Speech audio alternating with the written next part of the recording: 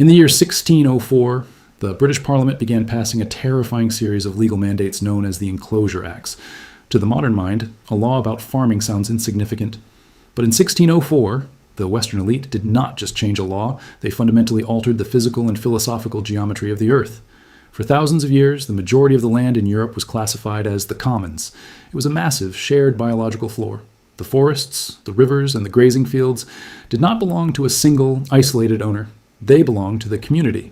The poorest peasant and the local farmer shared the exact same physical access to the earth, ensuring that no human being could ever completely starve. But the wealthy elite of Britain realized a terrifying economic truth. As long as the common people had free access to the earth, they could never be fully controlled. If a man can feed himself from the forest, you cannot force him to work in a dark, freezing factory for pennies. So, the British Parliament deployed a violent legal mechanism. Over the next few centuries, they passed thousands of Enclosure Acts. They drew strict mathematical grids over the living earth. They built heavy stone walls, erected miles of iron fencing, and legally transferred millions of acres of shared land into the private, exclusive hands of the wealthy elite. They did not invent modern capitalism through innovation. They invented it through the largest, most methodical physical theft in human history. But the Western elite had a problem. You cannot simply steal the earth from millions of people without sparking a massive, bloody revolution. You need a philosophical justification. You need to convince the people that stealing the earth is actually for their own good. To do this, Western philosophers engineered a brilliant, highly calculated psychological lie. It is a concept that forms the absolute bedrock of modern Western economics. It is called the tragedy of the commons. The philosophical argument goes like this. Human beings are naturally, biologically greedy. If you leave a piece of land open to the public, every individual will selfishly take as much as they can. The farmer will let his sheep eat all the grass, the woodcutter will chop down all the trees, and the shared land will be violently destroyed by human selfishness. Therefore, the West argued, the only way to save the earth from the tragedy of the commons is through absolute isolated privatization. You must slice the world into private property, give it to a single owner, and let the cold mechanics of greed regulate the market. This philosophy, that human nature is inherently toxic and must be managed by private ownership, became the absolute religion of the Western world. There is only one problem with the tragedy of the commons. It is a complete structural fabrication. When modern anthropologists, historians, and economists actually looked at the historical data, they discovered that the tragedy never happened. For centuries, across Europe, Africa, and the indigenous Americas, communities successfully managed shared land without destroying it. They did not operate in a state of chaotic greed. They operated on a heavy, complex architecture of customary law and mutual survival. In the African blueprint of Ubuntu, or the ancient communal grids of the European peasantry, the forest was not treated as dead matter to be extracted. It was a living host. The community fiercely regulated the land, punishing anyone who took more than their physical share. The Western elite did not enclose the land to save it from destruction. They enclosed the land because a self-sufficient, interconnected community is mathematically useless to an empire. The West invented the myth of human greed as a brilliant psychological excuse to build defenses. They convinced the world that humans are solitary, selfish pillars because a society of selfish pillars is incredibly easy to divide, conquer, and monetize. Once the heavy iron fences were built, the physical reality of the human being violently changed. Before 1604, a peasant may have been poor, but he was physically anchored to the earth.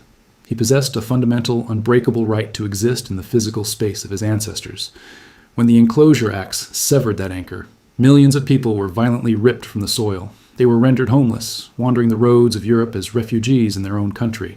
This was not an accident. It was the exact mechanical goal of the blueprint. Because they could no longer survive on the land, these millions of displaced humans were forced to migrate into the dark, crowded, disease-ridden slums of the new industrial cities.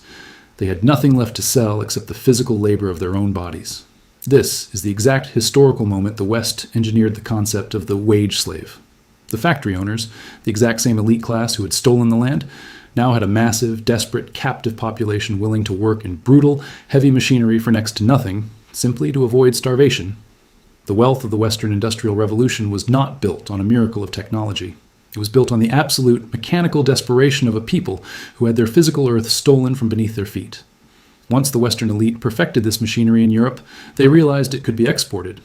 When the British, French, and Spanish empires expanded across the globe, they carried this exact mathematical grid with them. When they arrived in the Americas, in Africa, and in Australia, they looked at massive, heavily managed indigenous and traditional lands, and they deployed the exact same philosophical weapon. They declared the land terra nullius, empty earth, because the indigenous populations did not build European-style fences, because they did not carry written deeds of private ownership. The Western mind legally classified their land as unused. The West violently severed the global population from the earth. They took the living, breathing web of the African and indigenous continents, sliced it into private, exploitable squares, and handed it to colonial corporations.